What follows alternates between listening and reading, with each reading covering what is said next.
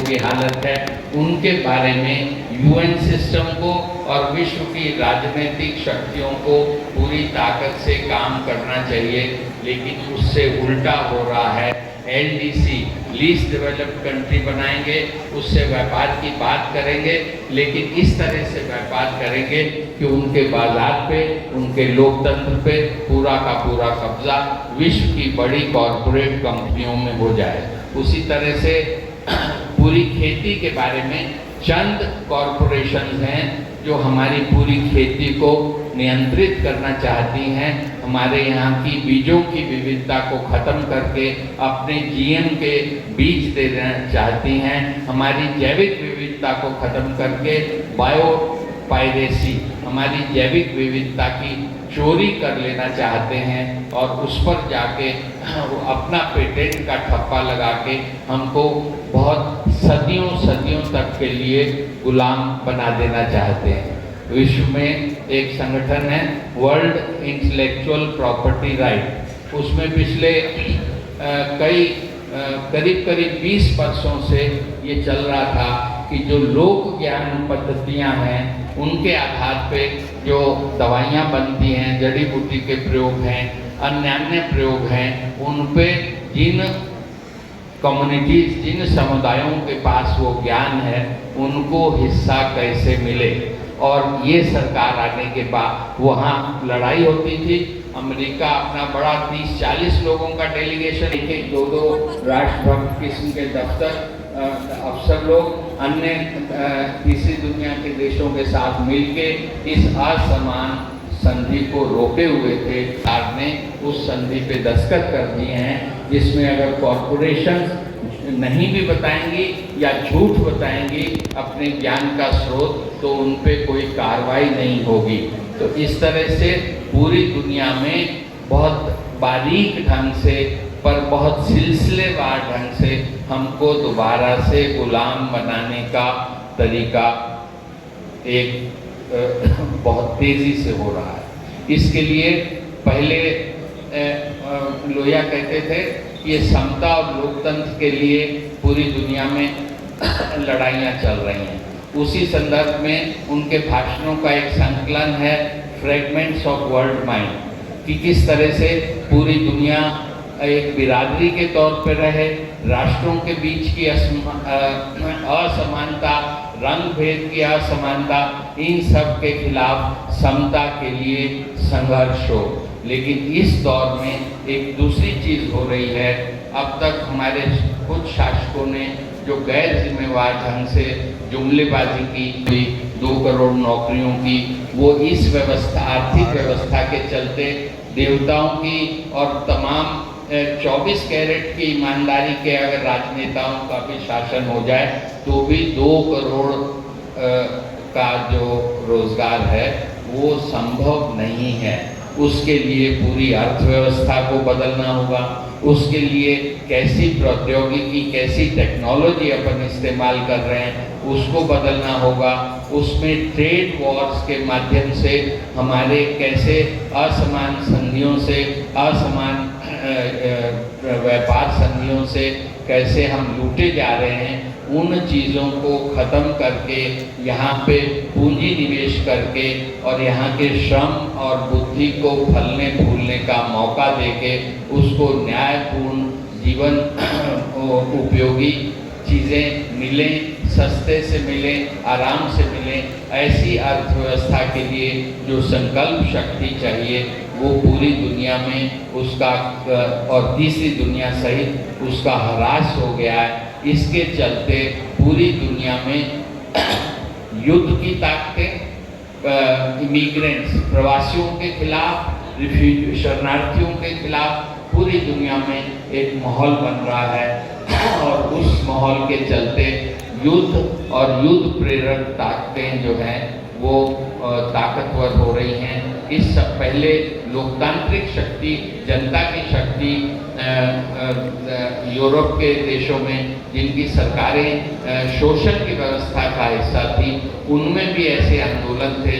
जैसे 80 के दशक में नॉर्डिक रीजन में परसेंटेज मूवमेंट चला, जिसमें ये था कि हम अपनी आय का 1% हिस्सा जो है वो तीसरी दुनिया के देशों को दें। और कैसे दें कि समतामूलक ढंग से दें ताकि वो पैसा वापस ना आए। पूरी दुनिया आज कितना देती है? 0.39.33, ये अधिकतम जो देश देते हैं उनका ये आंकड़ा है। और वो जो पैसा देते हैं एड के तौर पे, ये एड का साम्राज्य समझने की बात है, वो सबसे ज़्यादा प्रगतिशील जो सहायता अंतर्राष्ट्रीय कोषों से मिलती है वो जर्मनी से मिलती है। और उसका क्या आलम है, 33 पैसा 39 पैसा देकर 169 पैसा यानी 1 रुपया 69 पैसा वो तमाम कॉन्ट्रैक्ट से अपनी टेक्नोलॉजी से बेचकर अपनी अर्थव्यवस्था में वापस ले लेते हैं। तो ये जो विश्व सहायता है ये भी नई असमानताएं पैदा करती है, पुरानी असमानताओं को कायम रखती है। और इस सब के साथ साथ लोकतंत्र बहाली के नाम पे अमेरिका के डीप स्टेट ने जो किया, आज तरह तरह से लोकतांत्रिक ताकतों का कमज़ोर हो जाने से सरकारी हिस्सा होता है राज्यों का, सब राज्य उसको रखते हैं। चाणक्य ने भी छोटा मोटे षड्यंत्रों का तौर तरीका बताया था, लेकिन आज के जो षड्यंत्र हैं वो तो भयावह हैं। सरकारें बदल दी जाती हैं, उनको अलग तरीके से। आपको ध्यान होगा इराक के बारे में अमेरिका ने झूठ फैलाया और उसके साथी देशों ने सबने मदद की वेपन्स ऑफ मास युद्धों के खिलाफ जाते हैं। आखिरी बात मैं ये कहना चाहूँगा कि छोटे और बड़े देशों की जो असमानता है, जैसे भारत के पड़ोसी देश हैं, आप काठमांडू चले जाइए तो राजनीति में अपनी कोई स्वायत्त शक्ति अपनी है ही नहीं। तो कोई अमेरिका अपने अपने खेमे और विचारधारा के हिसाब से कोई अमेरिका को षड्यंत्रकारी बताता है, कोई साउथ ब्लॉक और रॉ को बताता है, कोई चीन को बताता है। तो ये जो तरीका है, जब जब लोक शक्ति आपके देश में कमज़ोर होगी, देशी नीतियाँ ऐसी होंगी कि आप विरोधियों को कमज़ोर करेंगे, लोकतंत्र को कमज़ोर करेंगे, तो दो बातें होंगी। आपका दिमाग भी षड्यंत्रों पे जाएगा बजाय लोकतांत्रिक राजनीति को पुष्ट करने के, और दूसरा षड्यंत्रकारी ताकतों को उसका मौका मिलेगा। तो ये एक पूरा जागतिक संदर्भ है जिसका हम भी हिस्सा हैं। तो जब भी अंतर्राष्ट्रीय मामलों पे हम बात करें तो इस जागतिक संदर्भ को ध्यान में रखें। उसमें एक और जो लोकतंत्र विस्तार हो रहा था, तो हम अभी जैसे जाति प्रथा के बारे में बताया, तो उसमें हिंदू जाति प्रथा और जिसका असर क्रिश्चियंस और मुसलमानों पर भी है उसके बारे में बताया। लेकिन आदिवासी समाज पूरा का पूरा इस थिएटर ऑफ रेलेवेंस से भी मुझे लगा कि वो बाहर छूट गया है। आदिवासी समाज हमारे यहाँ 8% है। दुनिया में बहुत कम देश हैं जहाँ इस तरह का सह अस्तित्व अभी भी बचा है।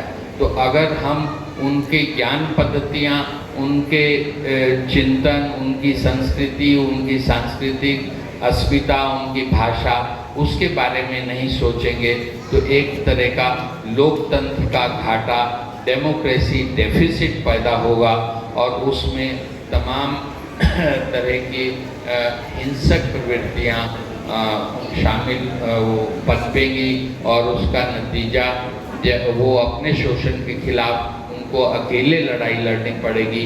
और जब अकेले और इस तरह के एहसास से कि हम पर तो पूरा व्यवस्था हमला कर रही है, तब अहिंसक रह पाना कई बार बहुत मुश्किल होता है।